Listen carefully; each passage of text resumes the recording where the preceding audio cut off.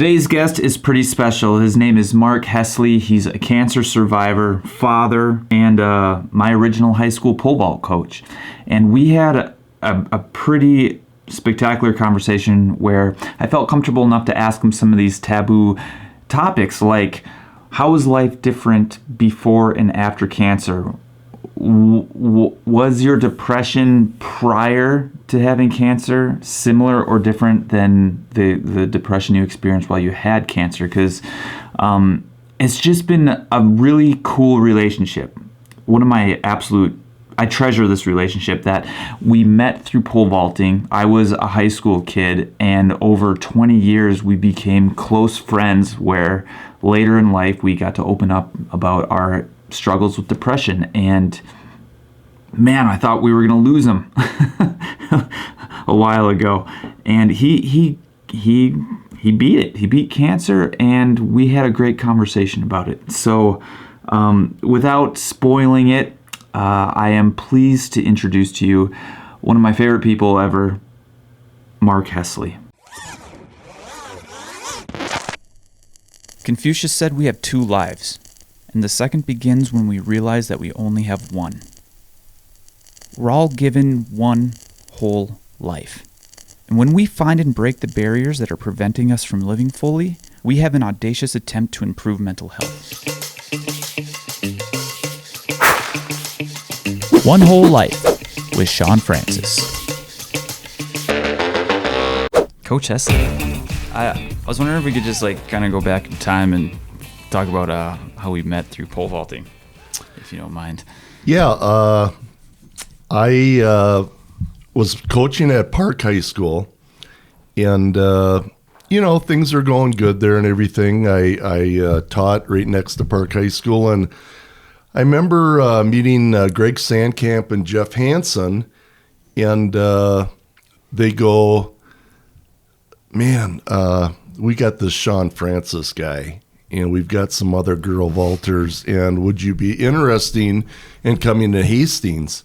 Well, to back up, Sean, I can't remember her name. I helped out a girl vaulter for Hastings. Christy. I forget her last name, though, but yeah. She kind of taught me how to plant the pole. That's how I remember it.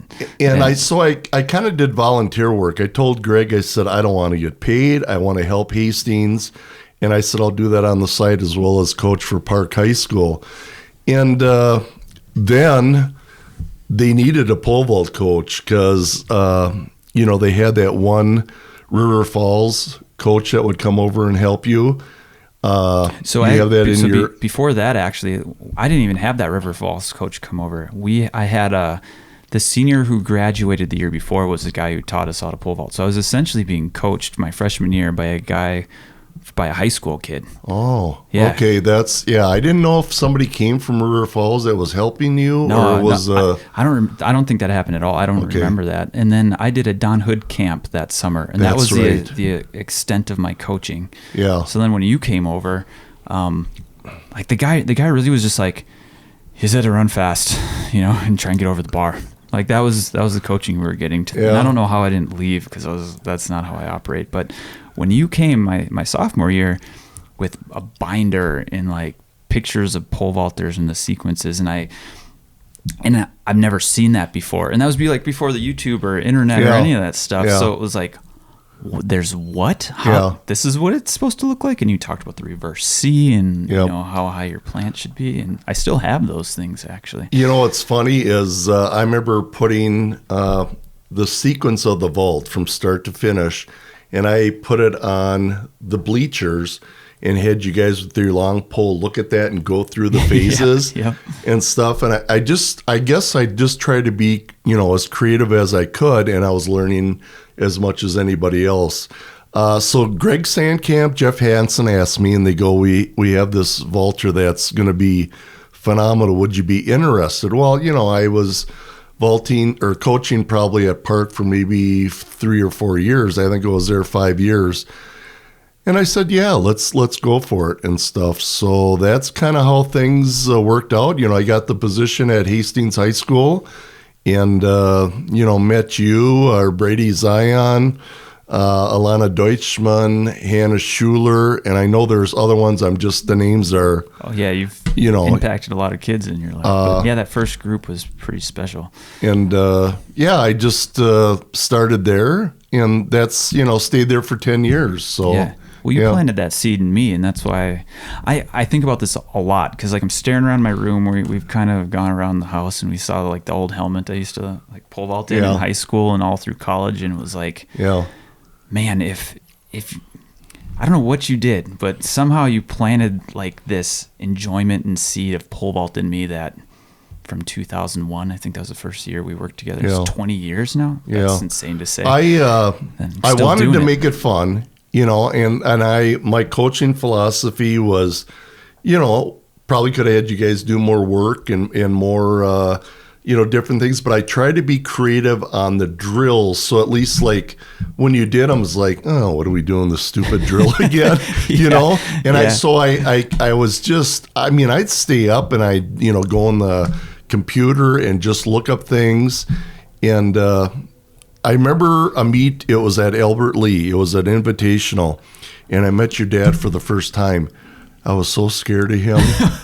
I saw him, and he didn't smile, and he goes, "Are you my son's pole vault coach?" I go, "Yes, sir." I said, "Who are you?" He said, "I'm Mr. Francis." I was just like, okay, what did I do wrong? What's going on here? And your dad was, he's got that serious kind of he doesn't smile look and stuff like that. John And your dad and I are great friends and stuff. So I just remember, Hastings High School, we had a lot of vaulters that came out. I'm sure you guys had an impact on telling people about the sport and stuff, but it was a fun ride. Yeah, you definitely made it fun. I think of like the drills I do at my camps and stuff now, but I definitely remember back then because you had all the devices, you know, and they were fun. Like my favorite one that you had was that bungee one. I wish I remember what it was called. I see it all the time, but you would jump on it and it would bend on the way down. You'd hang it on a football. Like the elastic band. Yeah. And I look forward to that all the time. And then right next to it, it was the one where you tied your ankles into it and lifted yourself upside down to get inverted. And I remember only like two of us could actually do it. And then I'm trying not to pick on the girls, but they were just screaming, "I can't pull all the way through. How do I get all the way through? How do you do that?" I think I remember making them around. I think I remember a couple times like that one device, you hooked, that Velcro around the ankles, and sometimes it fell off, so they're falling down. This is Haesly's torture chamber devices. Oh man. And I know. I remember saying that inside joke at our just make sure your face is right. Okay. Almost like you're eating it. You want it a little higher. Okay. That for you. Thank you. Yeah, I got your back. Yeah. Now I remember at our alumni banquet. Yeah. And I was like, Haesly would hang us on these torture chambers, and I remember saying it in front of everybody, and it was coming from this place of like, we all know what he's talking about, but I remember the parents going, "What torture chambers is he doing to our kids over there?"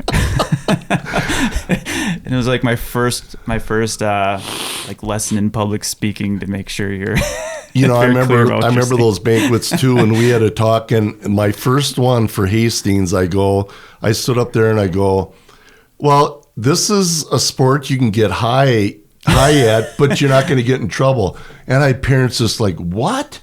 Yeah. What is he talking about?" I mean, of course, the height, get high. So I don't know how good that was, but I've seen it on a lot of shirts over the years. You need a good plant to get high. Yes. Right? Yeah. So I don't know how they get away with that one, but every high school has it for some reason. I know. It's just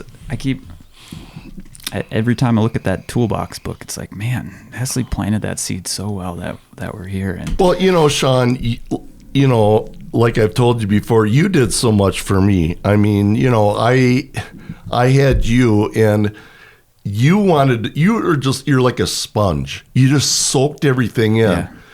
Maybe I, didn't teach the plant the right way, or maybe the left elbow, I was telling, collapse. I'm sure I made some mistakes, but I mean, my gosh, to have an athlete like you to go through all that and to listen and follow directions and just see your success. Because it's not, you're going to get some people that get it, some people don't get it. Pole vault's hard, yeah. Oh my gosh. I mean, I would go home and I'd tell my wife, Kathy, I'd say, Sean just, he PR'd by another foot, or Brady did this, or it was like a magical time for me as a coach. Yeah. And then I remember I called Eric Perkins for Care 11 and stuff. And I said, do you want to, I got the best vaulter in the state of Minnesota, because this is after you did 15. Yeah. You had to wait till, what was it, almost midnight to vault? There was about 8 o'clock. Remember that? Yeah. Because everybody else was done. And then he came over, talked to Randy Shaver, Care 11, and he came over. And, it was magical for me. And if you would only went like 11 feet, great. I mean, you're just I guess the way I put it to my athletes, I said, I've got this Sean Francis that, some kids don't like to listen. I'd always say, can you hear me? They go, yeah, coach, but are you listening to me? Right.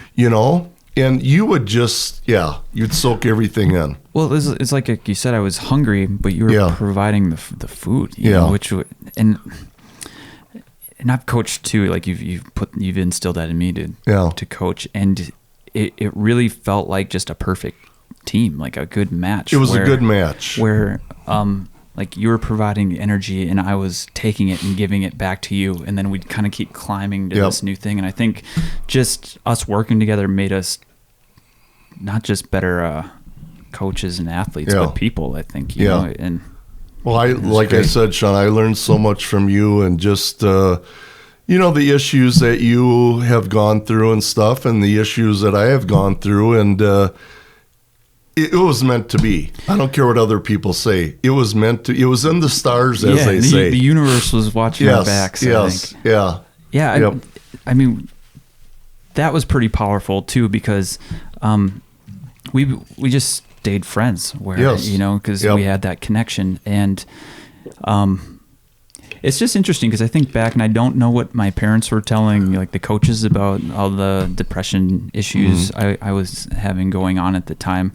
But as we got older, then you opened up to me about, some of yours too, which was like a whole different level when you're like, I respect this coach, I respect this person, this friendship that we have. And now we can connect on this, not a feel good level, but like we can still connect and grow out of, I understand what this person's going through too, which was pretty. Yeah. I think about that, coaching you, and it's like, okay, I had depression. I was diagnosed with severe depression. If there is severe depression, I was on medication. I was still coaching, and I really didn't know what was going on until later years. Kind of found, your dad kind of, told me about your situation and stuff like that. And I was like, wow, it's just like a flashbulb. It's like, what? Oh, he didn't tell you while I was in school? I think he probably told me maybe your junior year or senior year. I can't remember, Sean. Yeah. But I know that I didn't know like your sophomore year. I had no idea what you're going through. So, yeah, and when he told me that, and I thought about my situation, it's like, well, here we are together as coach and vaulter. Now we have kind of the same issue with, I don't know if we could say mental illness or, it's like, it was like, oh, this just brings up another avenue. And like I told you, it was very hard for me to open up to people. I did not, if I told somebody I was on antidepressant medicine, I just wanted to go in a cave and hide. I was the same way. I did not want, you got some problems, mental health. Well, yeah, I do. And I didn't really know what to do. Well, it's different than it was 20 years ago now, where like we're literally having a conversation about it that's going to be all over the world if people want to listen to this. And people are going to go, I go through that too. But at the time, it felt like I always got the message like you're weak, you can control your own thoughts, you're what's wrong with you? Are you mentally unstable? I don't want to be around this person. What's wrong with his head? And, even though I've been in therapy and I understand that wasn't how it was like really hard for me to, I can't control what other people think about me, but you kind of, it felt like you almost could if you just didn't bring it up. Like I'm just not gonna share this part of you, so you don't treat me any different at that point. And by you opening up about that, it was like, oh, there's another person. And I felt relief instead of I know it's just amazing. I mean, it's you've helped me. I'm sure I've helped you, and just kind of the togetherness we have. Now we're, like you said, here at this stage and talking about pole vaulting as well as mental illness. So, yeah. It's kind of wild. It is. Yeah. I want to stay on pole vault just for a little bit longer, if that's all right. Oh, yes. One thing that I've been thinking about a lot, too, is because I just talked to a kid yesterday, a freshman, and one of his big things was he has trouble making friends. Like, he doesn't know how to talk to people. Yeah. And, like, I distinctly remember feeling that same way. But because of, like, sports, and it created this space where I could connect with other people, and I could find this. And you helped create that space, too. And, I think back to, it started with swimming, where I had a guy, I forgot how I even started swimming. Oh man, I don't know if I told you. Some guy goes, I think it was a counselor, or maybe it was my karate instructor, but goes, you're a snowboarder, right? You like snowboarding? You should try this diving thing. It's going to help with all your spins and the half pipe and things like that. And he was like, only kicker is you got to wear a Speedo. And I was like, I don't know about this, but somehow he talked me into it, and I decided to rock the Speedo because it was kind of punk rock at the time, like I'll wear a Speedo. It's kind of anti, what you're supposed to do. And then that led to meeting a guy on the track team, that the captain of the track team, Andy Memelink, and he pushed me into trying pole vault because he was nice. Like, yeah, he was just like, if you like the jumps and spins and being high in the air, pole vault's your sport. You should try that. And at the time, Minnesota's full of snow, so I had to suck it up and do hurdles for 3 weeks until we could actually try it. But that's what got me into it. But it was, I'm only bringing it up because this sports place, some people just see these groups or sports as maybe it's just a silly thing you do. But for me, it was life-changing because it allowed me to have these relationships with not just you, but other kids. And then it helped me build these, communication skills, with people. And every group I think of in my life, right now, most of them started with sports in some way, and then it's allowed me to have these conversations now with like mental health experts where I don't feel like it's such an outsider. Was it the same for you when you were in high school or college? I was always kind of an introvert in high school. I was kind of afraid of my own shadow. But I mean, sports, my gosh, when you got on a team and maybe you showed a little bit of success and you got a pat on the shoulder from a player, a coach, I mean, that meant so much, and then, my parents really supported me.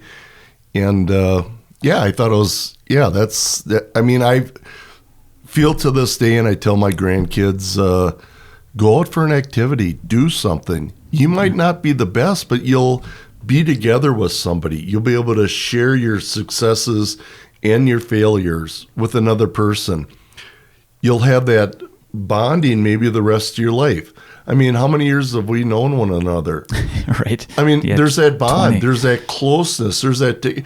I mean, if I had like a problem, and I think I've done this to you before, I would text you and say, Sean, let's talk. You're right there for me. I mean, look at that. If we wouldn't have met, it's, probably go and talk to somebody else, but there's that bond and connection that we'll never lose, So, it's very important, I feel, sports. Yeah. So great for kids. So from pole vault, and with what we're doing about mental health, a couple of years ago, you were diagnosed with cancer, or you had Yes, 2 years ago. 2 years Yep, ago. 2 years Can ago. you kind of talk about like what that was, what happened, and what you went through? Yeah, it was my 40th high school class reunion. My wife and I are down in Winona, and I remember waking up and I was soaked from head to toe, and it's called night sweats. Terrible headaches, just not feeling myself. So I kind of said to her, I said, I'm not really feeling too good. And I kind of looked at myself in the mirror and I said, man, you don't look good. So I went to my high school class reunion and I was coughing all the time. I mean, I started talking to somebody. The cough wouldn't stop. Yeah. I had to kind of excuse myself or get some water. And then I went in, I got checked. They did a biopsy on me and sent that to the University of Minnesota. And I got a call. We had our grandkids over. I'm playing in the backyard, running around. And Adam was there, my oldest son, and daughter-in-law, Blair. And I got the phone, and she goes, this is Dr. So-and-so. And she goes, are you sitting down? I go, do I need to sit down? She goes, if you want to. And she goes, you have something called T-cell lymphoma, and it's a rare aggressive cancer. I just remember those words. You have T-cell lymphoma, rare aggressive cancer. And I just about collapsed. I just got a sick feeling. It's like somebody socked me in the stomach. Yeah. I was like, now what do I do? So I started tearing up and I said, you got to talk to my wife. So I went and I don't like to cry in front of people, but I do. And Kathy got the phone and all of a sudden I heard this crying and stuff. So that's how it all started with my cancer. Do you want me to kind of go into Can I just ask a question? About yeah. That? So what were like the thoughts going through your head when you got the message, or what was? Well, like when you hear the C word, cancer, right away you think, well, how much longer do I have to live? Your mind is just like, oh, is this the end? Is this the end of everything? And I thought, okay. And when I got the diagnosis, it was like, I kind of like flashed and saw my wife and my kids and my grandkids and like, where do I go for now? Who do I talk to? What do I do? And it's just a shock. Yeah. It's just a big shock. And I don't think I handled it very well. I think my mind just went into overload, like, you've got cancer, nothing's going to get cured, kind of like that. And I was just like, all right, stop this, get your mind in the right place and your thoughts. So when did you say stop this? Like, was it moments or hours or days or weeks? Yeah. So like the next day, I woke up, oh, I've got cancer, and I didn't feel sorry for myself. I just said, okay, we got to figure out what to do. I got to do something. Where do we go? And my wife, I mean, you've met her. She's like an angel. Yeah, I mean, she she's really done is. Everything for me. I can't thank her enough. She said, okay, we're going to research where's the closest cancer center. Hastings. And she goes, we're going to the Mayo Clinic. So that was my first thing. So I went and I saw somebody at the Hastings Clinic and kind of evolved from there with chemo. And then I saw my cancer doctor at the Mayo Clinic.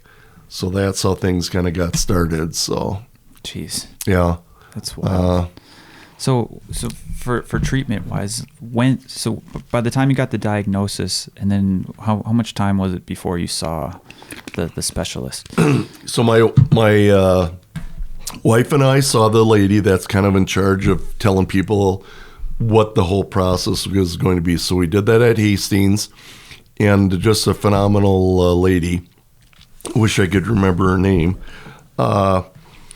She just kind of went through the whole thing. And then I saw the doctor, and he kind of told me, he said, we're going to work together here and then with Mayo Clinic. We're going to be on the same page. with your, chemotherapy. And that was kind of the first thing, like, okay, what chemotherapy? I've heard it before. What does that entail? Well, they had to put this port in my upper chest because I'm so afraid of needles. I would pass. If I saw a needle right now, you had a needle, Sean, you'd be picking me up off the floor. I'm so afraid of needles. So I got that put in. I had to go through tests up the yin-yang. I mean, it was blood tests. It was mental tests. It was EKGs. It was MRIs. I mean, I've been poked and prodded so much. I am like a pincushion. Yeah. So I got on chemotherapy, and that lasted for about 6 months. And then I went to see my cancer doctor. So you did 6 months of chemo in Hastings? Yes. Okay, got it. And when I went to Mayo, they go, okay, let's stay on this program. You're getting chemo there. You saw me, I met with a cancer doctor. Let's stay on that page. Okay. You want me to keep going there? Yeah. Okay. So anyways, I got done with my 6 months of chemo, went and got something called a PET scan. And, somebody told me a PET scan. I said, I have to do with animals. And they go, no. Bummer. So, I wish I could have a dog petting me. Yeah. You lay like in an MRI tube. They put you all the way in. They put this radioactive dye in you, and it lights up everything with cancer. So after 6 months, I went in there, and my cancer doctor's intern, he was oriented. He goes, you're in remission, you're in remission, you're in remission. I go, what? I was clear, because if cancer shows up, it's white. Okay. And my cancer doctor came in, and we were just all cheering and ecstatic and stuff like that. So this was 6 months after initially being told. Yeah, and I thought, oh man, the chemo's worked. This is going to be good. I'm not going to have any problems.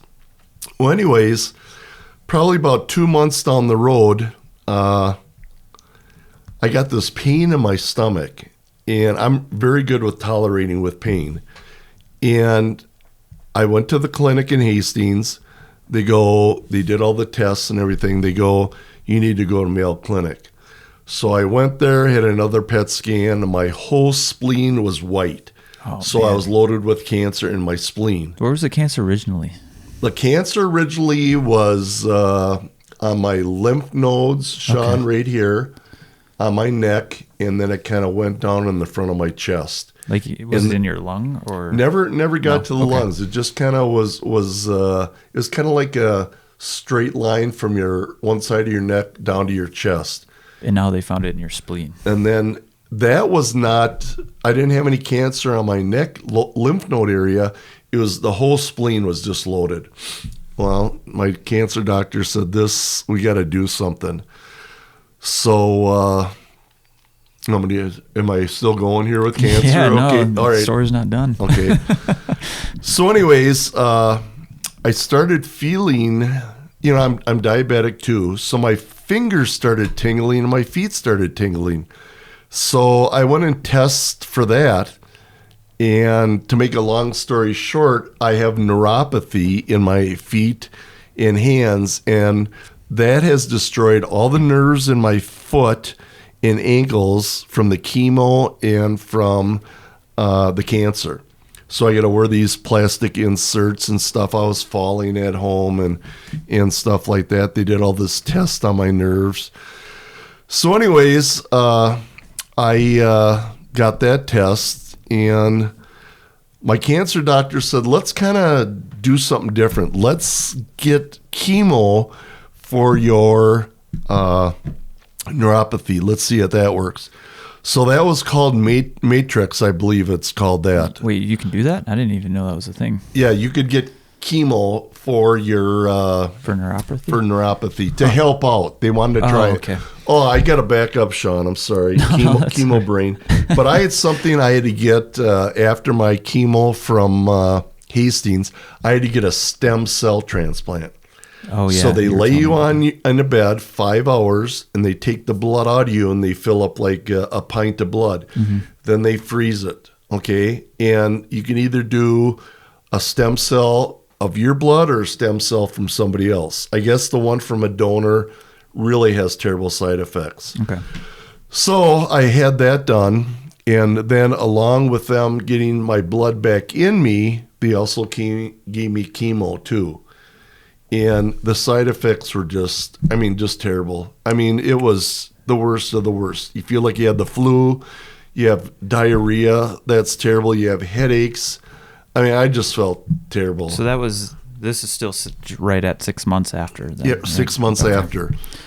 So after that, with my chemo and stem cell, then I got my cancer in my spleen. Yep. Okay. I hope I can. I went through kind of we got it. wrong sequence there. So, anyways, we're back to it's called mayotrexate, the cancer to help out with my neuropathy. Had that done 3 times, and the side effects for that it was worse than my stem cell transplant. Yeah. It was terrible. And I went to the doctor. I remember I was just feeling terrible, and I was not How was your mental health through this whole thing though? terrible. Because I as I'm listening to the story, it's like things are bad for 6 months, right? Yep. Who knows what's Yep. going to happen? Life Yeah. might end, right? Cancer, and then Yep. all of a sudden cured. Yes. Top of the world. Top of the world. Yeah, and then all of a sudden again, poof, back down. Yeah, To, I was like, Kathy, I said, I can't believe this. I said, this cancer is cured. And then I got the, cancer in the spleen, and I just went down the toilet again. My mental state was terrible. yeah. So what was like happening at home or anything? Were you just agitated or depressed I was or just sad or depressed, anxious? depressed with a capital D, Sean. Yeah. It was just, I was in a bad mood. I didn't feel good. I wasn't mean or anything like that to my wife. I just was like, okay, poor pitiful me. Should I feel sorry for myself? And I did. Yeah. I was like, why is this happening? What is going on? And Can I ask if the depression was similar to what you experienced before the cancer stuff, or was it different? I was depressed. I don't know. I guess I kind of can base this on maybe my early age. But this depression was probably 20, 30 times worse. Yeah. I would just lay on the couch, close my eyes, started crying. And it just like a brick hit me. I didn't know what to do. I was just so down and just down. And I told my Kathy, and I said, I don't want to live anymore. I can't take this. I just cannot take this. Is this the life I have to live? So from there, can I go to the next? Do you want to still talk about depression or? Yeah. Can I ask you one more question? You bet. Because I didn't know this happens. Like, you opened up my eyes to this, but while you're experiencing this, they like set you up with a mental health professional, right? To Yes. teach you some tools or skills. Yes. Like, what kind of things were they teaching you, and did it help? So what they said is it's kind of a newer program. I think it's only 2 years old. This is at Mayo, right? This is at home. Oh, at home. And I talked to them at Mayo, and then they set it up through your virtual reality. So there are 6 other cancer patients, breast cancer, throat cancer, older people, younger, not younger kids, but maybe, 30, 40 years old. And each person was on the screen. You could see the other person. We had a booklet that they sent me. And, at first I thought, okay, I have to talk to people about my cancer. Yeah. I said, no, I'm going to get more depressed. Well, anyways, it just kind of like something just lit up in me. I was the most talker in all the group. I almost had to shut up because the instructor couldn't get her words in. So did it make you more depressed? No, it made me phenomenal. Yeah. It made me so, I'm not saying happy, but I got to vent. Yeah. She goes, Well, to people who understood too, Yes, right? Not yes, just yeah. non-cancer people. and she said, lay it on the line. You go ahead. And I had a box of Kleenex and stuff, and I just told them what's going on. Then you'd hear other people's stories. Oh, they're dealing with this the same way. Yeah. How are you doing mentally? Well, the instructor told us to meditate. Don't think of the cancer in your system. If that starts to happen, mentally think of something else. Okay? Think of an ocean. Think of she goes, what do you like to do? I said, I love to trout fish. I love the stream. I love the water noise. Yeah. And one of the ones that I really liked is she said, pretend. I think I told you this. Pretend you're a mountain. You're solid. You're strong. You're at the top of the peak. You've succeeded this. Think of that. And I still think of that, Sean. If I get depressed, I just think, okay, I'm a mountain. I can get through this. I'm gonna try to be strong. Not every day is like that, but it just really hit me. Like, mentally, think of something else. Don't think of the worst case scenario. Think of the success or what your future is going to be. How were you able to hold that focus? Like, that's what I wrestle with, because like you looked around my room. There's like a Buddhist monk. I don't know if you noticed that he's on fire because from Vietnam. Yeah, cause like the idea was like he was strong enough mentally where he could protest and set himself on fire and just be like, meh.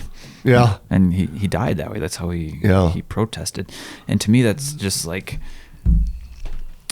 you have all of this chaos and noise going on, and you were able to just focus on this mountain or this other thought.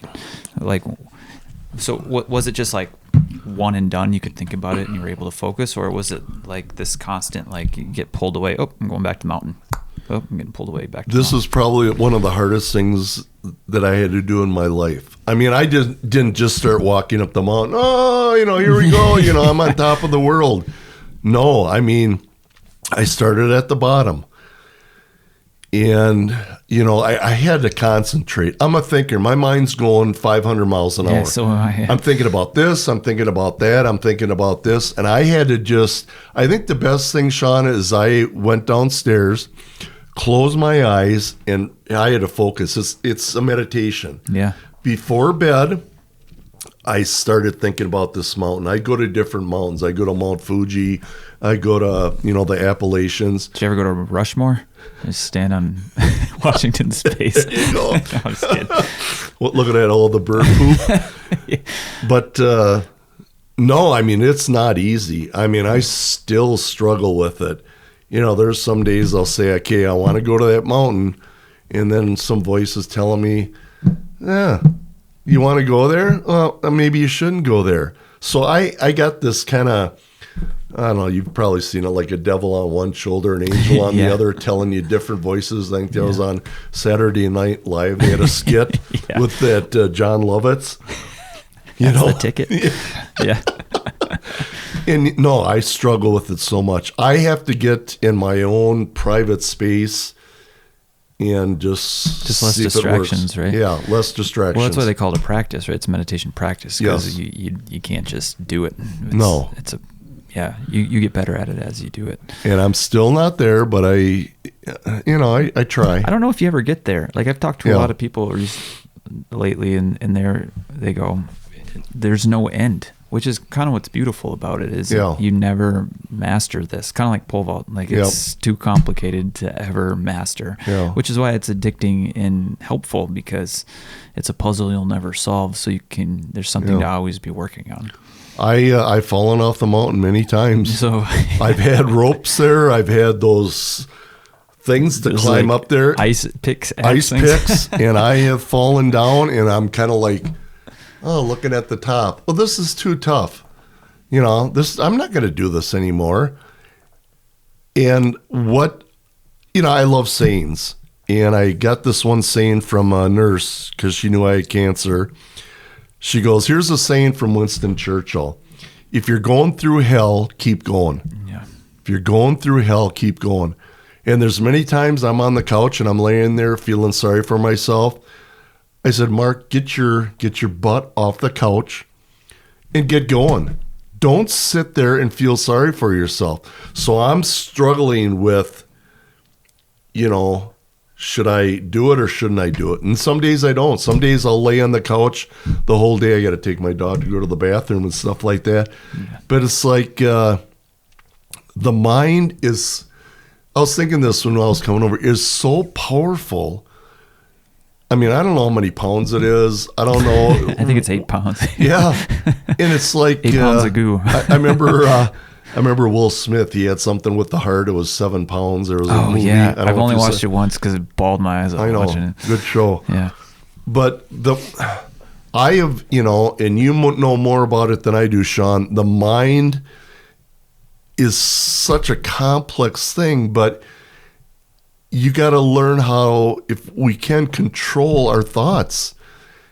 Because, I'll wake up in the morning and I'll say to myself, I got cancer today. No, I'm in remission. My cancer is controlled. Yeah. Thank God my cancer is controlled. Yeah. I don't have cancer today. It's in there, but it's controlled. Yeah. So let the bluebirds start singing and tweeting and stuff like that. And, and I think as a person, I have a pretty positive attitude. I know we all have our days. Well, it's interesting because a lot of people who struggle with mental, I hate to call it mental illness. I know that's what they call it, but like just mental problems or. Yeah, it's hard. I keep, after doing a few of these podcasts, I keep trying to reword it. There's not anything wrong with you. It's just there's some patterns and some thought patterns that you can challenge. And that's nothing wrong with you. That's just something you can work on, I feel like a problem is something like you can't fix or change or do anything like that. Yeah. Where with mental health, it seems like it's so loose in a lot of ways, especially with depression or anxiety, that you can.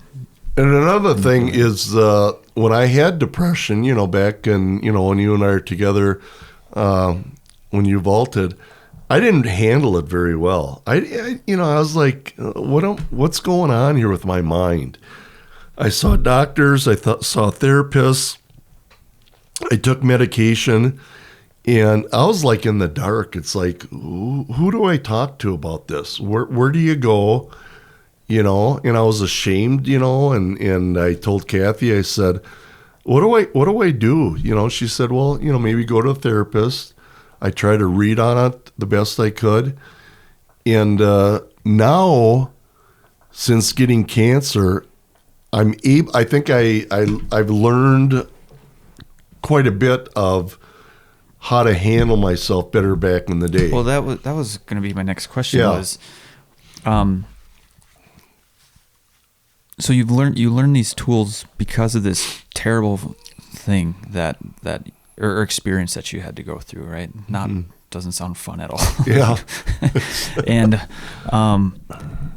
And in the process, not just the tools, but you learn that by talking about it, actually felt better than worse. Where when again your mind's telling you, don't talk about this. Who would want to hear about this? Blah blah blah blah. And I had the same experience when I was in the mental health hospital, where we had group therapy. There was maybe 10 or 12 of us all in a circle. Yeah. Some lady in her 70s and a kid who was 15 and everything in between, all from different avenues of life. And I instantly felt better as they were telling me their problems. And, Sure. And part of me wants to feel guilty because I feel better because of your problems. But it wasn't like that. It was like, oh, someone understands. Yes. And I can open up about this. Yes. I don't have to hold on to it anymore. Yep. I can let it go and not feel judged because they understand. And that's what was the steam was let out, it was like, I felt better. And then nice. Meds didn't do that as quick, at the time, but just having a group of people that understood it helped me be more compassionate with myself and the group. And that was like a massive gift I got on day one of being in a mental health hospital. But I don't hear people talking about that very often. You know, the thing that I noticed, and I told you this, is the support group. I mean, I've had so many people nationwide, my high school classmates, you, your dad, my wife, my kids, my grandkids. I mean, when you get a call from somebody and you're in a down mood and somebody said, I hope you have a good day. How are you doing? You know, I've gotten texts from you, Coach, how you doing? You have no idea how that lifts you up. Yeah. You know, like your dad and I mean, you know, we don't do a lot of stuff together, but your dad goes to me, you know, when I was going through this before I got in remission, he goes, I'm praying for you. And he goes to me, he said, you know, you're one of my best friends. And I started bawling. I did. Because I didn't realize that him and I had that relationship.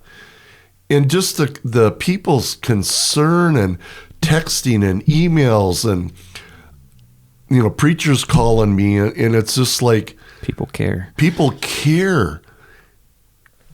I felt guilty, Sean. I felt like, what? Why are you guys doing this? Well, people care for you. And it's like, if I wouldn't have that, I don't think I'd be here. I don't think I would be here. But that's the wildest part, because I can relate to what you're saying.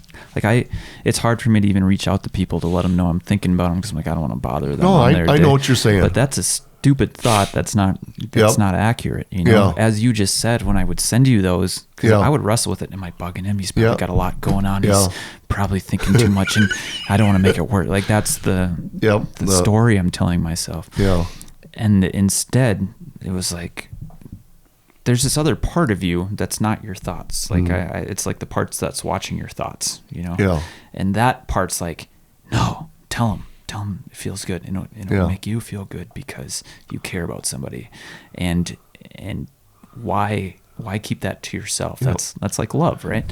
And it's therapy for you too.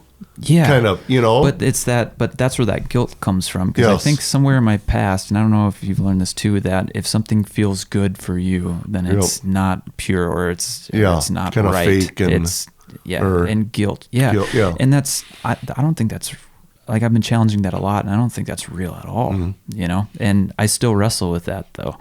You know, it's hard to show our emotions. I mean, you know, like you go to a funeral, what do you say? Well, I'm sorry. Well, that person's, you know, that's, you know, standing there has probably heard that from 100 people. You know, we don't sometimes know what to say to one another.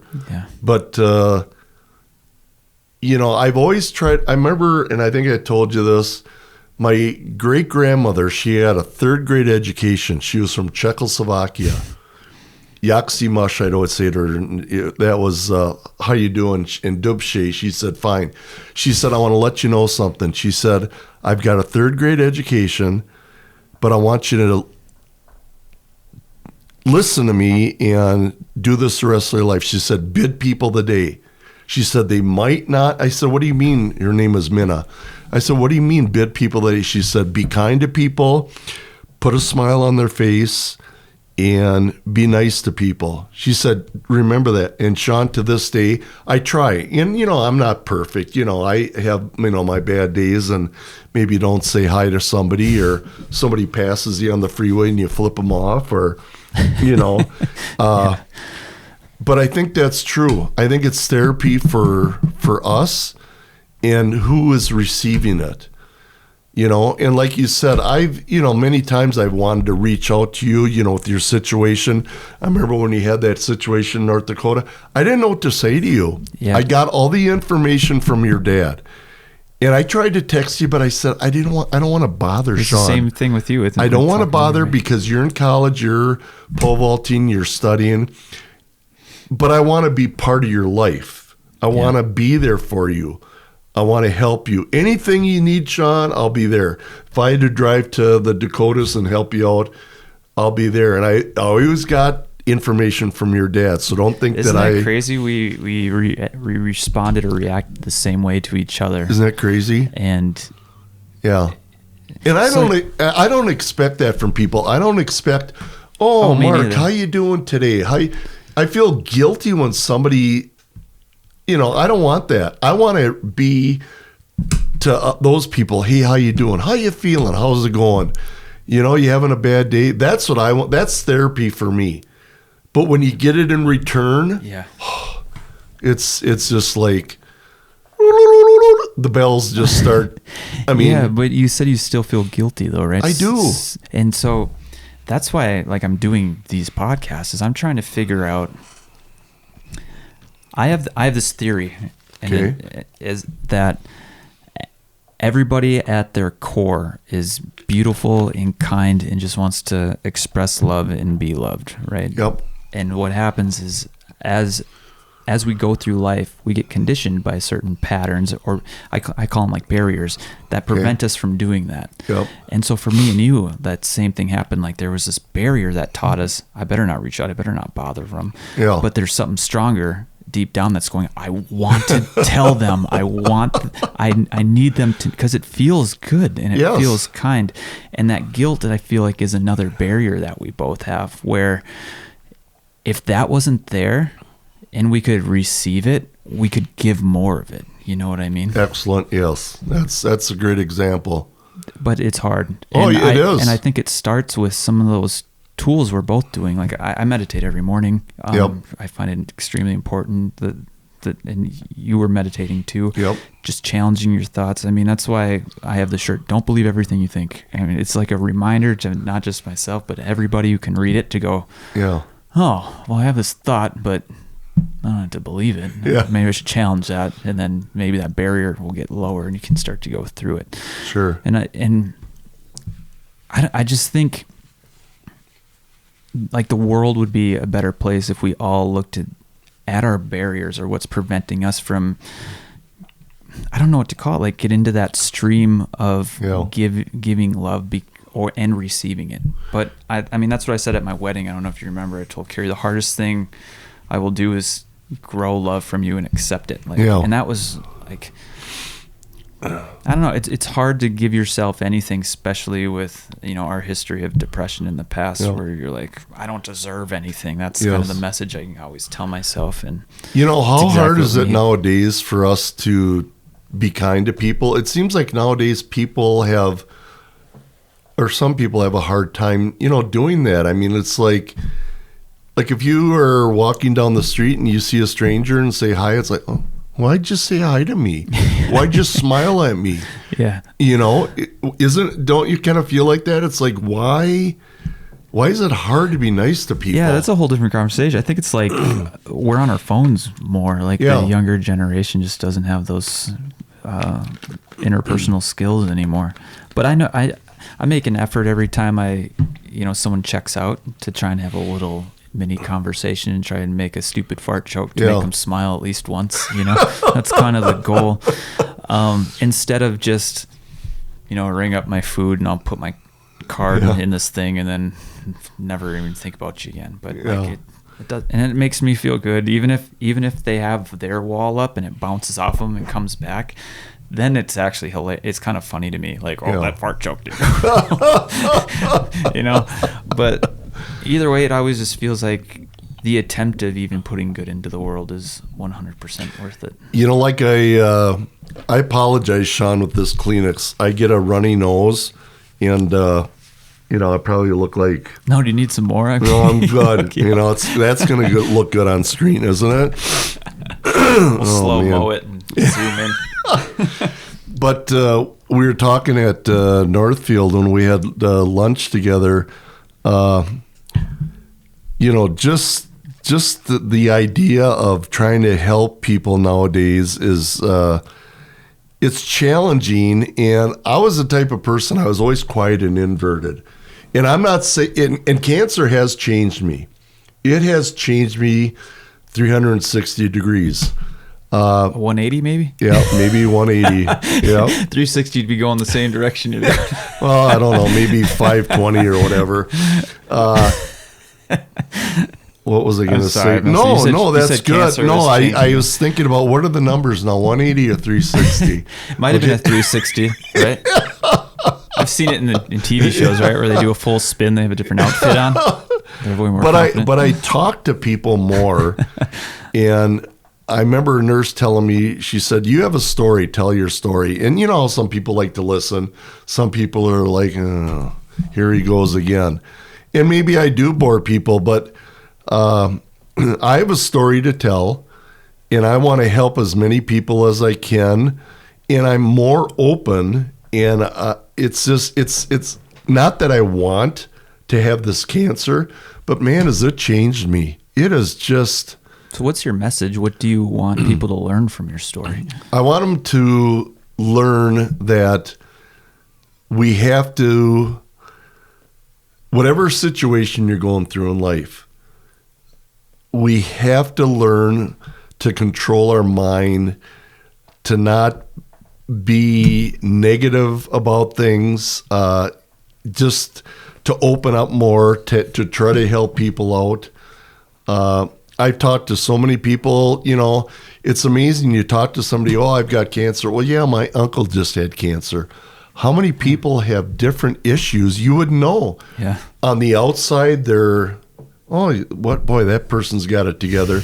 You start talking to them and they're like crying and falling apart. Yeah, I got this going on. I got this going on here like that.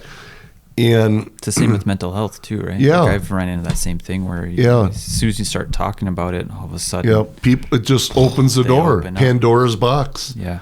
Everything comes out and stuff. And I've opened up. I've changed as a person. So prior to cancer, kind of introverted and closed. Introverted. I don't want to put words in your mouth, but you're like No. cautious of other people in a way where you're just like, I want to do my own thing. Yeah, that's kind of what it was. I mean, I communicated. I mean, I was a physical education teacher. Yeah. I had to talk. That was the hardest job for me. Bunch of kids, because I was so, forced to talk. Yeah. I told Kathy, I said, if I wouldn't have gone into education, I'd probably be like a hermit on a hill. I didn't have to talk to anybody. Just trout fish. all Yeah, the I had my own environment, trout fish. But it made me open up. But this has just opened up a can of worms. It's like, wow. So what was it that? What do you feel changed that? I know the cancer and the experience, but like, what barrier, if we were using that analogy, was kicked down that allowed you to do that? You know, I always thought when I was younger and stuff that people did not listen to me. I'd say something, and it's like if I'm in a group of, 5 people, and I said something, it was like nobody really responded to me. And I thought like, well, I thought I had something important to say. And I can't, like if I was at a party, I'd be the one in the corner. I'd be all by myself.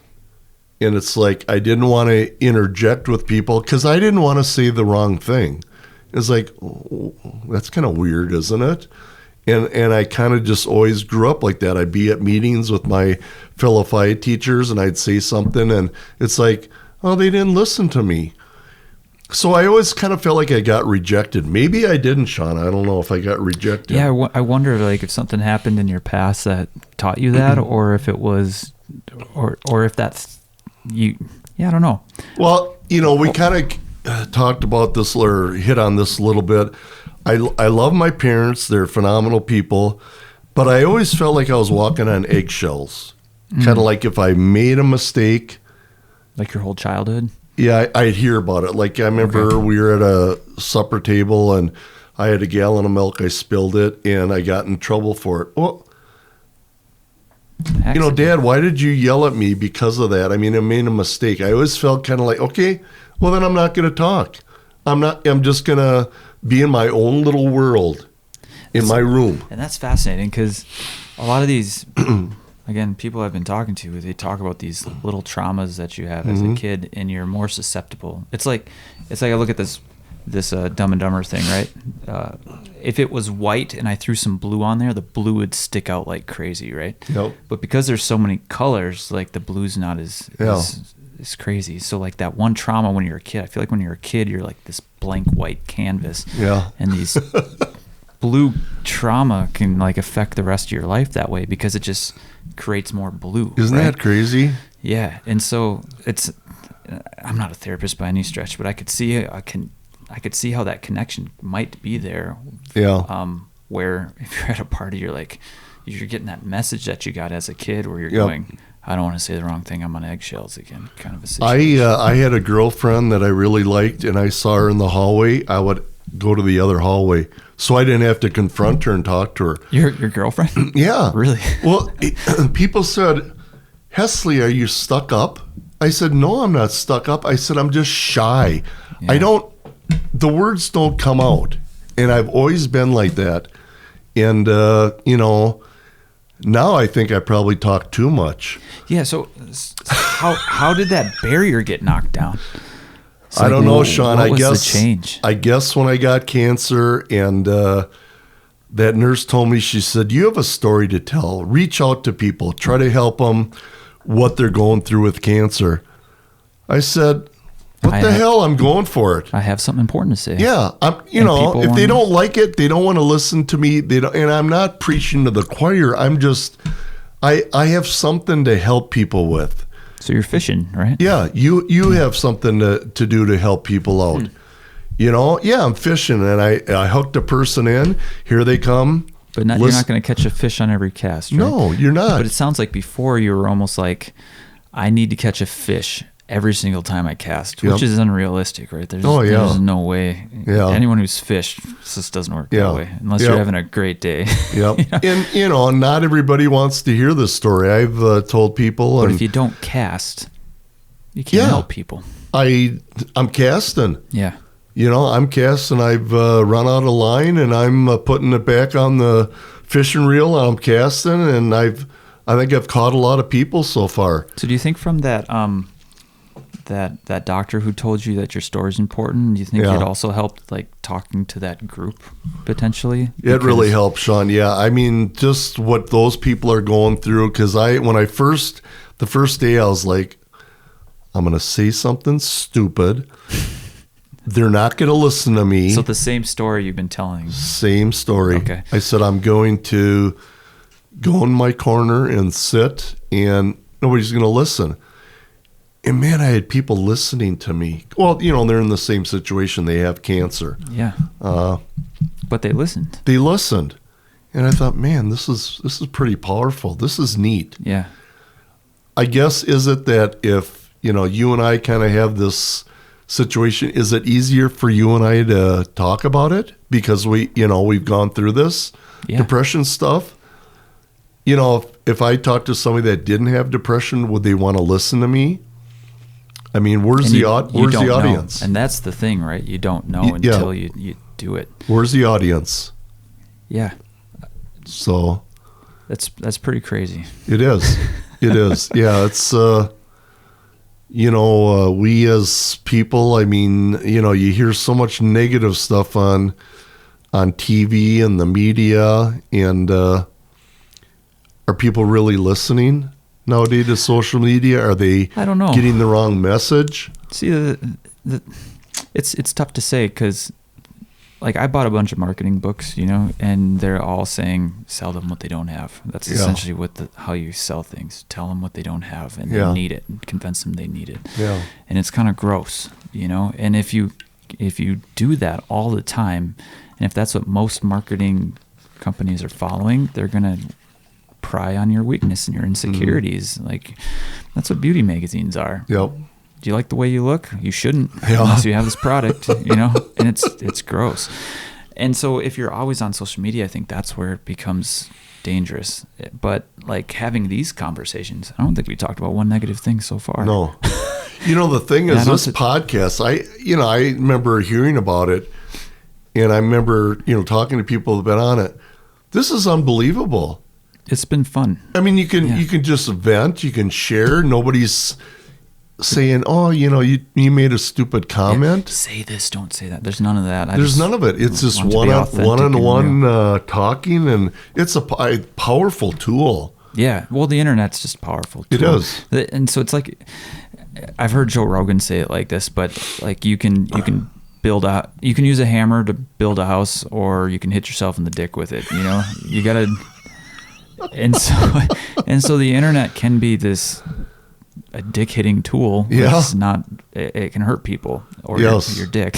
Yeah. Or you can build a house, you know, Yes. and, you know, for the homeless or whoever else. And so it's all how you use it. And so I just know that the internet's a place where you can reach more people instead of trying to do it, you know, one-on-one all the time. It's a powerful tool. So we're trying.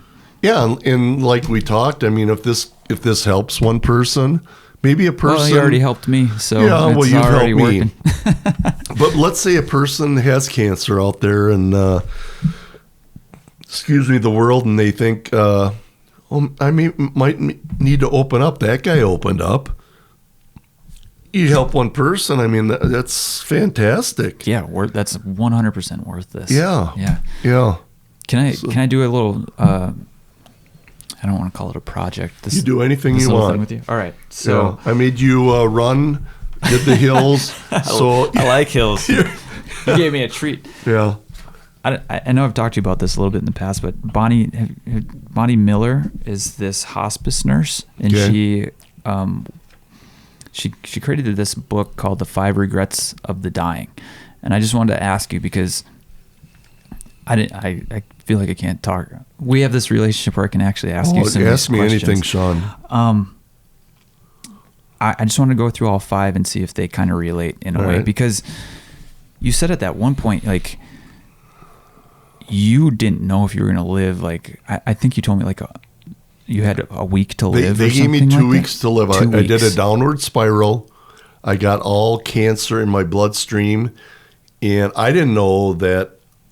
I was giving up, and they told my wife this. They said, later on, not telling her then, but they go, yeah, if this new chemo wouldn't work, he would have been gone in 2 weeks. And I was just at the point, I was like, I'm done. So did you have peace with it at that point, or were you just like? I was so sick, Sean. I had 104 fever. I was delirious. I felt like crap. I felt terrible. I just told myself, I said, I'm hanging in the towel. Yeah. I don't want to live anymore. I can't take this. Yeah, it was bad. It was the worst part of my life. Yeah. Yeah. Yeah. Jeez, that's kind of wild. Yeah, it was. So, was there like suicide thoughts there, or just like? I just told All right. myself. Yeah, I just That's told it. myself. I said, I don't want the chemo anymore. I don't want help. And I actually told my cancer doctor, I said, I'm done. Just let me go in peace. And she always reminds that to me. She calls me her miracle patient, because a lot of patients that she's had that have gone through this are not here today. Yeah. She goes, you're here. And like I told you, I said, I'm not here. I mean, I'm not here to push religion on people, but I had people praying for me, helping me. I guess I'm here for a reason. That's the way I take it. Yeah.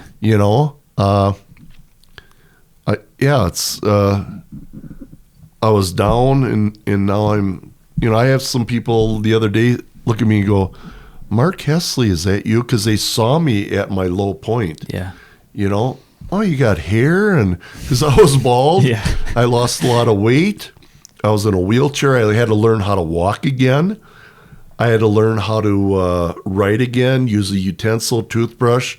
I mean, I was dire straight. Yeah. So isn't there a rock group, Dire Straits? I think so. Industrial Disease. One of my favorite songs. Well, anyways. So at your very worst, when you were literally looking at death in the Yep. eyes. I guess my first question is, are you happy you made it? Very happy. Very, very happy. Yeah. It was an eye opener. It's like I beat death with help. Yeah. I beat death. I was almost gone. Yeah. And that's why, we're doing this to help people that maybe are in that situation. Maybe somebody's thinking about suicide right now. Maybe somebody's Well, because you were throughout this whole process. Oh yeah, and you said prior to that you were too, and I've been there where you're literally looking at death. And I don't want to put words in your mouth, but for me personally, it was like, fuck, if I quit there, I wouldn't have met my wife. Yep. I wouldn't have, helped people with pole vault. I wouldn't have this podcast. I wouldn't be able to do all these things that I enjoy and to be able to help other people. Because I do get a lot of joy out of doing that. Oh, yes. And, I think there's a power to not being forced to look at your own death, because God, it's miserable. Yeah. But to just know that this isn't permanent, kind of a thing. Yeah, I know. It's I guess you don't know what somebody goes through until you experience it. I mean, I can tell you understand. I tell somebody off the street, well, what do you mean? You didn't want to live anymore? Well, no, I didn't. So you think do you kind of laugh to yourself like, oh man, he just doesn't understand. Yeah. There's no way I can help him. No. There's no words. You have to experience it. Yeah, it's just like... It's like trying to explain sex to a virgin, right? It is. Oh man, there's no words. You got to try it sometime. It's like, next subject, please. Yeah. It's like, wow. So let's go through right. these. I want to see if they match. So Bonnie Miller again was a hospice nurse who asked the biggest regrets of the dying, and I want to see if these work for you. The number one was, I wish I had the courage to live my life true to myself and not the life others have expected of me. Mm. Did that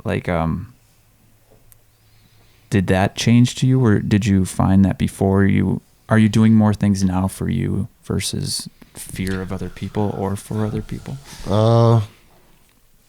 Yeah, I guess, like I said, I was kind of more or less a person that existed, but I didn't really share my thoughts and knowledge to the world.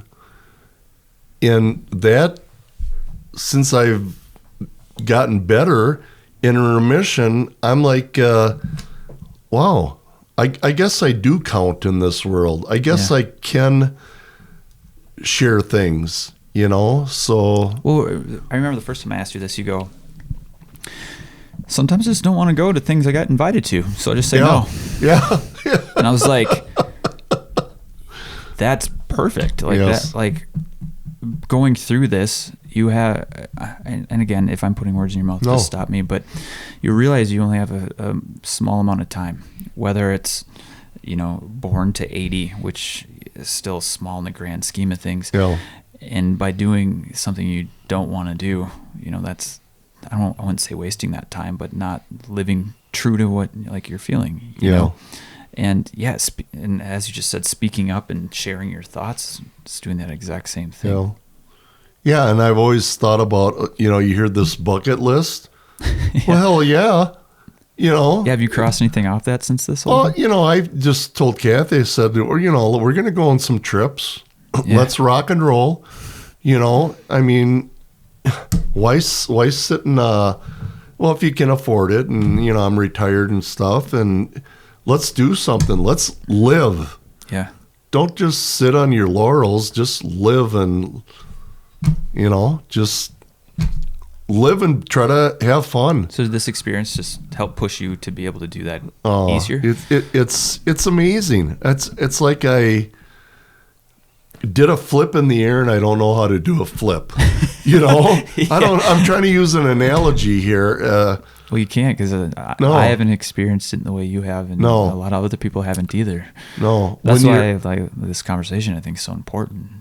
When you're down on what did they say, down to the ground, and you can work your way up. It's unbelievable. Yeah, you're not the same person you were. I'm not. I'm totally not. Totally changed you. And like I said, I'm not glad that I got this cancer, but it is. Like you said, I'm just a different cat. Well, I call those beautiful sadnesses. I think we've talked about this. Yeah. Yep. It's like this sad, terrible experience happened, but because of, I don't know, I hate to say yin yang, because people start to, they have a different relationship with it. Sure. But there's this equal balance to it. Like, this horrible thing happened, but the gift that came out of it was, holy crap, this part of your life now you get to live way more fully than you did before. And who knows if you would have been able to get there without that experience, because we'll never know, but you are now. How come I didn't answer that way to you? That was a great response. Oh, no. You should switch and then come over here. Okay, this take is your glasses and so number 2 of the regrets were, I wish I hadn't worked so hard. So what are you asking with? So they said that was a regret that they had in their dying, in which she wrote was, and this came from every male patient that she nursed. Okay. They missed their children's youth, their partner's companionship, women who spoke of this regret. But as most were from an older generation, many female patients hadn't been breadwinners. So I see what you're saying. A lot of corporate. No, I think you were pretty involved, weren't you? For me and my job, I mean, I had great hours. Got to see my kids, programs. I would take the day off. I got to see all their sporting events, choir concerts.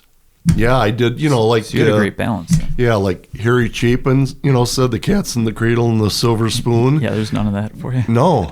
I mean, I really wanted to get involved. I mean, I would, in the wintertime, I'd go outside and play with my kids, and I tried to do as much as I could. Well, yeah, I hung out with your son at track meets because he was a thrower. And pole vaulters and throwers seemed to always be best buddies for some reason. I think I was a good dad, and always wanted to do things, and still am. I try to be with my kids. I know they got their own life, and try to now be with my grandkids. So I think I know the answer to this next one. But the regrets of the dying again. I wish I had the courage to express my feelings. Yeah, I've gotten closer with my kids because of this. And sometimes, Closer how, though? Well, like I would always kind of maybe have arguments with Adam and stuff, about different things. But I've kind of just stepped aside and let him get his viewpoint out and not always jump the gun. Just listen to people more. And I've gotten closer, with my wife. Not that we had problems, but I think I step back and I listen to people more, and I don't try to interject. Do you express how you feel though? I do. Or do you? Yeah. If people ask me, Sean, if they know I have cancer and they go, "Well, how you doing?" I just don't say, "Hey, I got cancer, and let's talk about me." Oh, look at my shirt. Yeah. I heart cancer. I've gotten closer to my kids and Kathy, and but I guess I'm asking is by closer, are you able to express what they mean to you, or are you able to tell people that easier now versus before this experience? I've always told my kids that I love them. Okay. I've always done that. I remember my dad, I never heard him once say to me, "I love you," and he rarely said that. He rarely said that to my mom. She goes, "I love you, Warren." He goes, "Me too." And it was hard. Why is it hard to say I love you to somebody? He wasn't a mean person. He was very compassionate. He did it in different ways, but I've always been the one, and Kathy too, I love you. I care for you. Have a nice day. So, yeah, that's never been a problem for me at all, Yeah.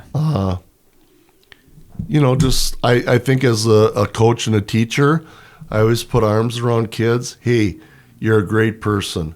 Yeah. I think I did that as a coach. I think I showed love to my athletes. Always. The sky's the limit. You always told us that give you a hug. If you did good, you didn't do good. I remember... one of the vaulters, not Gina Hamilton, but Paige Samuelson. She had a really rough day out there in practice and at home. Something was going on. And I go, "Paige, come on over here. Do you want to talk?" She goes, "Yeah, I want to talk." I hugged her and I kissed her on the forehead. Probably wasn't appropriate as a coach. And your dad was there because he was helping me out. He he goes, Mark, he said, you have a gift. You have a gift to helping people. He said, that's hard for me to do. That's hard for me to open up. And I said, well, we're all different. We all do different things, And I always try to make, people feel good. That's... You're good at it. You're good at it. Well, I don't know. Well, I know you are because I was your athlete, I not know. a friend. I know. So would you say before and after that's remained the same? That's about the same, Sean, yes. Okay, so number 4 is, I wish I'd stayed in touch with my friends. Like, I guess before as this was going on, did old friends pop into mind? You're like, fuck, I wish I had stayed in touch. Or did you, or after the fact, or is it easier to call people now? I always went to my class reunions. But like I said, I have had so many of my high school friends call me, text me, and I didn't really reach out to them. I wish I would have, Like beforehand? But right now, I've got things going on with my high school friends, and I feel like, oh, are we doing this because I have cancer?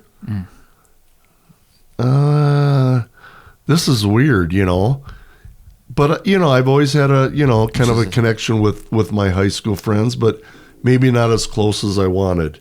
But now it's like, I got a guy calling me from South Carolina. I got one from California. I got one from Eau Claire.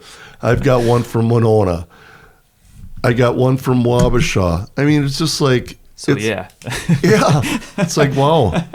So that one's definitely in there. Yes. Sorry, I'm taking I some guess notes. I should probably answer. I probably am a long No. answer person. No, I just want to make sure I'm understanding the answer correctly. Sure. I mean, worst case scenario is, I don't want to create a story in my head either. No. Cool. All right, last one. With these friends things, have you tried challenging like that thought? Like, are they, or have you worked with that as they're just hanging? They just want to talk to me because I have cancer. See, that's kind of what you think at first, but they're genuine friends. Yeah. I mean, so you smash that thought into a million pieces. Like, that wasn't real. What the hell was I thinking? No, I mean, I've had them come up, knock on the door, unexpected, and how you doing? My nickname was Haze, H-A-Z, Purple Haze. Set my phrase, Jimi Hendrix. Yeah. That's how I got it. And her Hess, I'll go by Hess Haze. Yeah, it's like, it's genuine. I mean, you can tell when somebody's fake or just going through the motions. It's unreal. Well, it's kind of, I mean, the experience, and I'm not saying it wasn't, it was, I don't know, I feel like I'm devaluing it by saying it also impacted other people, but that's not true at all. Like, by you going through that, I think it forced other people to see that life isn't infinite either, that it's finite, and that, holy shit, maybe I wish I called him sooner too. And it put this, I don't know. So I try and do a video every week, and because of that deadline, it forces it to get done, kind of a thing. And I feel like when something like that happens, whether it's even a loss of a pet can do that to people, go, oh my gosh, I thought I was going to have this dog forever, and then it dies or something, and you go, all right. It kind of makes you re-examine your life and put things. I guess the way I think about it is they're helping me, but I'm helping them. It's that, kind of that perfect storm. Is there a perfect storm? Well, anyway, it's like they're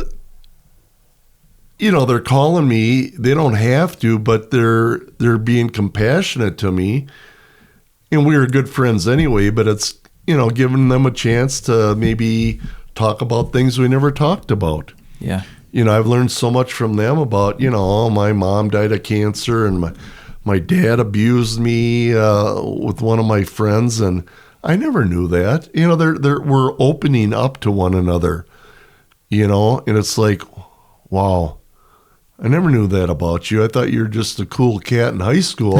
You had all the girlfriends, you were a stud in sports, you had it all together. Yeah, but my dad was abusing me. Wow, I didn't know that. So I'm giving them comfort because I'm trying to help them out too. I'm listening to them, and they're listening to me. It's the bond is just. It's powerful you say it, because I forget that just by listening and being there with somebody is therapeutic. Yeah, like it is. I gotta write that down on my forehead so I see it every day in the mirror or something.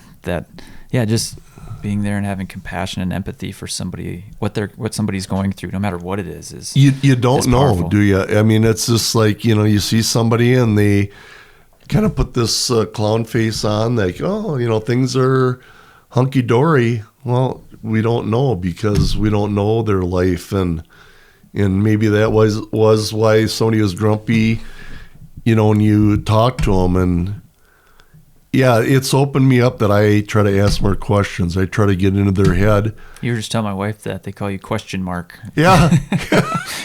Sorry, I'm asking so many questions. My daughter-in-law, my name's Mark, and she goes, "Oh, how many questions do you have?" Mark, question mark. I do. I love to ask. I'd rather know about you, Sean, than me. I love asking questions. Well, you know everything about you. I know, right? But you know what I'm saying? I like with your wife, Carrie, just a phenomenal person. I love to know what she's doing and what she's thinking. I never would have done that before. "Oh, hi, Carrie. How you doing? How's your work?" Now I kind of go a little deeper and, how's it going? Or what do you have to deal with? Or so what changed? Like, what barrier was that changed where you were more interested in what other people were doing? Good question. I opened up more. I was always the type of person that liked to listen. I'm a better listener than talker. Maybe that's changed. I don't know. But I always like to know about people and kind of get in their head, like, what's going on here, So maybe I should have been a therapist or a psychologist. Maybe. As a physical education teacher, I was a nurse, a therapist, a doctor, somebody that cared for somebody. Janitor. I guess I've always had that in me. Yeah, janitor, So right now, was it kind of that, like, people aren't going to care what my questions are? Was that kind of the conversation you're having with yourself before, so you didn't ask the questions, versus now you're going? Yeah, I guess I've grown up. Okay. I'm 65, and I guess I've grown up because of my cancer, and like, hey, start talking, start communicating. It's not that I never wanted to communicate. I was like, was there like a fear or something? Yeah, like interject more. You got a bunch of coaches, pole vault coaches talking. And before I would like, okay, what's your thought, Coach Haesly? I think that's a good idea. Shut and done. Well, now I'll probably talk their ears off. It's like, yeah, I have something important to say. And I'm going to say it if they don't like it or not. I'm not going to be a jerk about it. I just feel that I'm important in this world. Yeah. I'm important. My mind, past years are kind of telling me like, just stay back in the corner. Don't say it. Just put tape over your mouth. Don't even talk. Well, darn it, I'm going to say stuff now. So is that? I think we might have nailed it. So is that the biggest change? Was before you didn't feel like you were important in the world, and now you? I've always, Sean, I don't know why it is, and maybe it goes back to my childhood. I always had a low self-esteem of myself. I was not good enough, And boy, my wife has helped me out so much with, you are important. You are a good dad. You are a good father. And I still struggle with that today. And, one of my kids has the same thing. He talks negative about himself. No, don't do that. Did I carry that gene to that son? And, now I struggle with it because don't want him to get like I was. Yeah. The beautiful part of that, though, is look where you are now. I know. And so that's always an option, too. Yep. And I think we talked about this when we were in Northfield, that Like, even if it is general, and I don't, the very first podcast I did, he was talking about how these things can be passed through DNA, but also through learning the patterns from your parents, because that's where we learn most of our patterns. But by you having the awareness now, like in your 60s, he might get it in his 30s, and then it might just get squandered out where that doesn't even exist down the road. But you started that, you know, and I don't know your parents' background, but I don't know if they had that at all. But you, where you are right now, you have that awareness to make that change, and you created a new snowball in motion, which is a beautiful thing. You know, I think about, did I waste a lot of life that I was quiet and reserved and didn't really say much? You know, because those years went by fast. Here I'm 65 and starting to open up and talk to people. Yeah. You know, I mean, like, I don't know. It's like, what was wrong with me back then? Was there anything wrong? I was just a quiet person. You know, were you? Huh? Were you? I think I was quiet verbally, but in my head, I was nonstop thinking. I wanted to get it out. That's what I'm trying to get to. I wanted to get it out, Sean, but it wouldn't come out. Well, that's what I'm trying to get to. Is I don't think you were a quiet person. I just think your behavior was quiet. Yes. I think you are who you are now. Yeah. And like what we talked about at the beginning of this podcast, you had this barrier. Yes. This bullshit barrier that wasn't allowing you to do this. And now that it's not there, you're more authentic and you're more who you I don't like the word meant to be, but who you truly are. Yeah. And you're able to express that to more people. And because of that, like, it looks like, from what you've told me and what I've seen, is life's way more colorful and beautiful for you than it was before that. Yeah, a lot of black and white back in the day. Now I'm starting to, dot to dot with the colors, and but what I think about it, I hope I didn't display that back in my teaching and coaching days. I hope people didn't see me as a negative person, because that can kind of carry over. People can see that, you kind of like, I didn't want to kind of be a pretend person. Yeah. Like, things are okay. And then, you're just kind of a mess when you drive away. I just hope people, that's one regret I have. How did people see me 30 years ago? And how do they see me now? That's a hard one, because you can't control how other people see you ever. I know. Like, no matter what. But what I do know is that the fact who you are now, I guess, is there a way to change the regret to gratitude? Like, look, I could still be that person. That's excellent. Yeah, right? That's right. I could still be that person that never talked, and now I can't shut up. Yeah. Can I do 2 more questions? You can do as many as you want. Let's go. Let's do that number 5. Okay. I wish that I had let myself be happier. Are you able to do that now after? Yeah, when I think about it back then, I mean, I think I was happy, but I wasn't really happy because not that I was a fake person, but I just didn't live life like I should. I held back. I had one of my class reunions, one of my best friends came up to me and he goes, Hayes, he said, you had so many girls that liked you, but they said they didn't know how to approach you. I go, what? And I said, what do you mean by that? And so I must have had that image that I didn't want to talk. I was kind of in a shell, and I thought, man, that hit me really hard. People saw me as they didn't want to get to know me. Well, did I bring that on myself?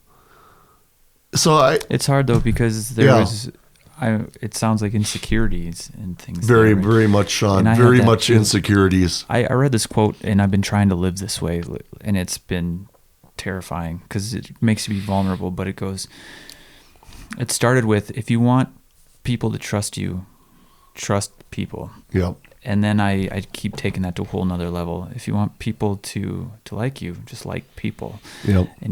And so I've spent a lot of my life going, I want this person to feel this way, but I'm going to stick my arm out so they don't get too close. Yeah. And now I'm going, how could I expect them to get close? To get close when I have my arm out. And so this is where I think for me it started with, I have to make these changes first, which is terrifying because I deal with this all the time, especially with, working other jobs or doing things with Team Hoot. Like, I'm very protective of it, where I don't let a lot of people in, but it's like, I want it to grow with people, and I want to help grow things too. So I'm going to trust you, and I'll give you my trust until like it gets betrayed, instead of going, you got to earn my trust, kind of a thing. So it is hard to trust people, it's, and that's just trust, but with love or caring, or same with Carrie too, my own wife, where it's like, all right, if we're going to fight, I'm going to love you first. Yeah. It's hard. They always say, try to argue with your wife holding hands. She'd rip my arm off. She's pretty strong. Put you in a headlock. Yeah. No, when you talk about that, I think I had 2 arms out. Yeah. Then I got a little bit better. 1 arm. Bring it on. Let's do it. Bring it on. Bring in the hug. Yeah. Buddy, right? Bring in the hug and bring it on. Yeah. So the last question I want to ask. First, I want to thank you for doing this with me. This is awesome. I know you're a little nervous coming in here. I get nervous doing everyone too. Do you really? Yeah. Do you? Yeah. Because when I make videos, I have a script. I map it out, and it takes like 3 to 5 hours just to like create the script and get it down. And with these, I have like 3 questions. Yeah. And I'm gonna fill 90 minutes, so we'll see if we can do it. And I always do somehow, because I'm like you. I'm just curious about people and your experience too. But my last question I ask all my podcast guests: if you had a magic wand, what would you either change about mental health or help somebody with, or people with their mental health? What would you change if you had a wand to do absolutely anything? I guess magic wand to somebody is don't be afraid to talk about yourself. Open up the best you can. So you'd use your wand to get rid of the barrier. Get rid of the barrier, yeah. Open up, get rid of it, start talking, start communicating. Because it's, like we talked, I had barriers, Maybe I still have a few that I have to push off. But, yeah, open up. Don't hold stuff inside.